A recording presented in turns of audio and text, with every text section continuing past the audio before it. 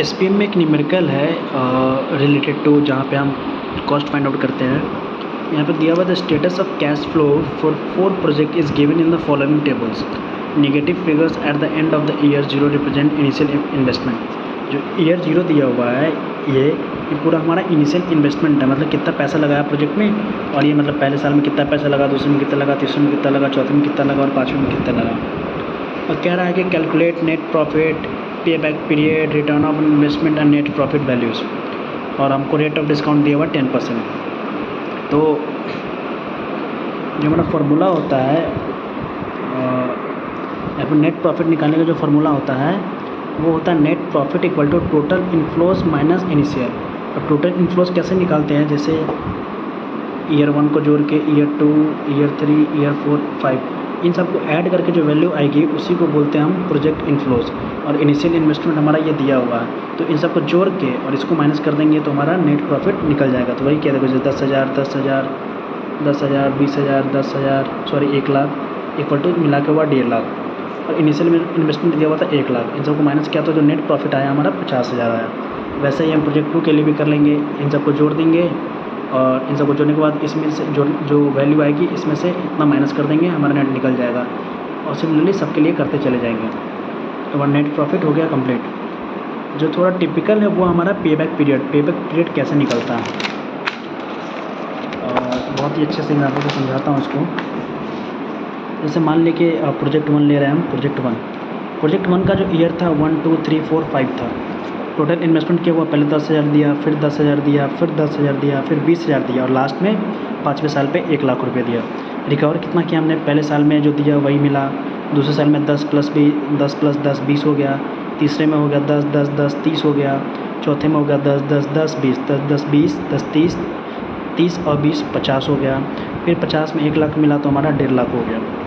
तो कह रहा है कि हमें रिकवर करना है 1 लाख। जो इनिशियल इन्वेस्टमेंट था इसमें, इस वाले क्वेश्चन में जो इनिशियल इन्वेस्टमेंट था हमारा, वो था हमारा ये 1 लाख रुपये इनिशियल इन्वेस्टमेंट था। तो इनिशियल इन्वेस्टमेंट हमको रिकवर करना है। तो चौथे साल तक तो 50,000 रिकवर कर रहा है। देखो इनिशियल इन्वेस्टमेंट हमारा 1 लाख था और इससे जो भी छोटी वैल्यू होगी वहीं तक रुकेंगे। जैसे चौथे साल तक हमको 50,000 मिल गया और 50,000 हमको और चाहिए, मतलब ईयर 4 तक हमें 50,000 रिकवर करने के लिए अब और 50,000 हमको चाहिए। 5th ईयर में जैसे 1 लाख मिलता है तो उस 5th ईयर में ही हम रिकवर कर लेंगे अपना पैसा। तो इसका जो एक फार्मूला होता है पार्शियल पे बैक के लिए, कितना बचा हमको, कितना और चाहिए, 50,000 और चाहिए, और इनिशियल इन्वेस्टमेंट कितना था, इतना, उसको डिवाइड किए 1/2। तो जो भी आंसर आता है ईयर में आता है। 1/2 को क्या बोल सकते हैं, 1/2 को क्या बोल सकते हैं, 6 मंथ बोल सकते हैं।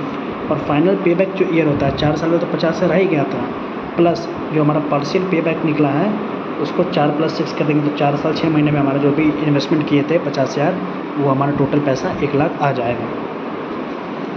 सिमिलरली वैसे ही कर लेंगे दूसरे के लिए भी। प्रोजेक्ट 2 के लिए ईयर कर लेंगे, जो भी इन्वेस्टमेंट होगा, जो भी रिकवरी होगा कर लेंगे, जो भी टोटल इन्वेस्टमेंट होगा।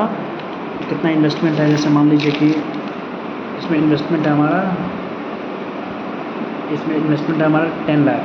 10 लाख इन्वेस्टमेंट है। अब इन सबको जोड़ने पे जो भी आएगा, जैसे 2 लाख, 4 लाख, 6 लाख, 6 2 8 लाख और 8 3 11 लाख। 11 लाख है।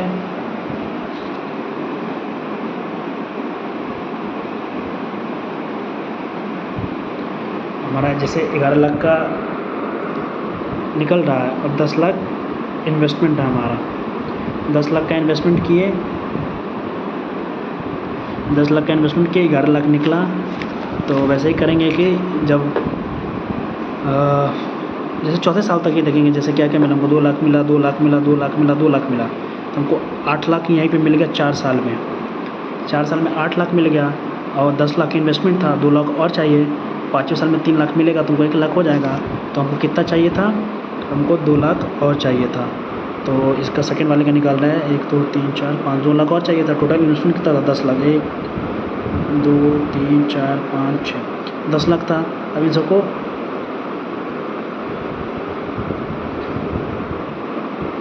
एक दो तीन चार पाँच, 1 2 3 4 5, सॉरी ये भी आ रहा है 2/5, सॉरी 2/10 इक्वल टू 1/5। और 1/5 करके इसको जो भी इसकी वैल्यू आएगी, जैसे 0.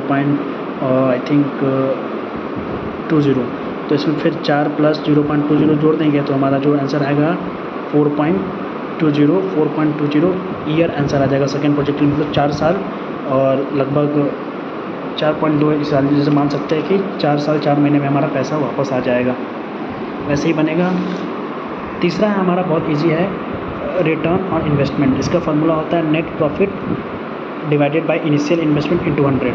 नेट प्रॉफिट हम यहाँ से कैलकुलेट कर ले रहे थे, जैसे नेट प्रॉफिट यहाँ से कैलकुलेट कर रहे थे, निकला जैसे मान लीजिए कि 50,000 निकला और इनिशियल इन्वेस्टमेंट कितना था, 1 लाख था उसमें, जो 0 ईयर में दिया हुआ, इंटू 100 कर देंगे, कैलकुलेटर सॉल्व करेंगे, 50% आंसर आ जाएगा।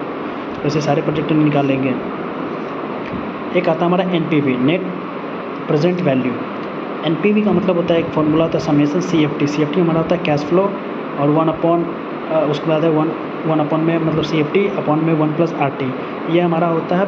और ये क्या बोलते हैं इसको, डिस्काउंट फैक्टर बोलते हैं। पहले हम डिस्काउंट फैक्टर कैलकुलेट करेंगे, जैसे क्वेश्चन में 10% दिया हुआ था, ईयर 1 2 3 4 के लिए निकालने फार्मूला होता है R हमारा हो गया, ये रेट T हो गया हमारा ईयर, वो डाल के वैल्यू निकालते गए।